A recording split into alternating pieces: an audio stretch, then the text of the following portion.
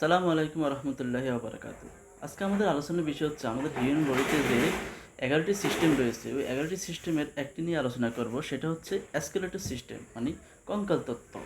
মানে আমাদের হিউম্যান বডিতে কতটি বোনস রয়েছে? তাহলে আমাদের হিউম্যান বডিতে 206টি বোনস রয়েছে। এই 206টি বোনসকে আবার 5 ভাগে বিভক্ত করা হয়েছে। সেটা হচ্ছে upper limb, lower limb, thorax, vertebra, skull. তাহলে এগুলোর অবস্থান আসলে কোথায়? এটা হচ্ছে আপার লিম্ব, যেটা ক্লাভিকল বন্স থেকে হাতের আঙ্গুল পর্যন্ত যেই বন্সগুলো, সেটা হচ্ছে আপার লিম্ব।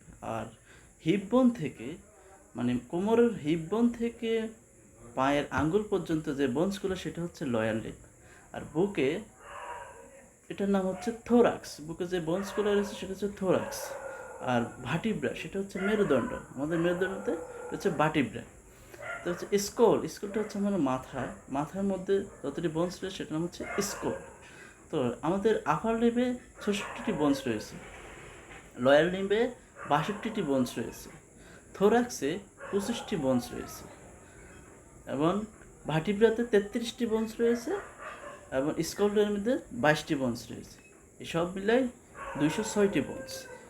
আমি পরবর্তী ভিডিওতে এই 206টি বোনস প্রত্যেকটির নাম আপনাদেরকে বলবো। আমাকে ফলো করে রাখবেন।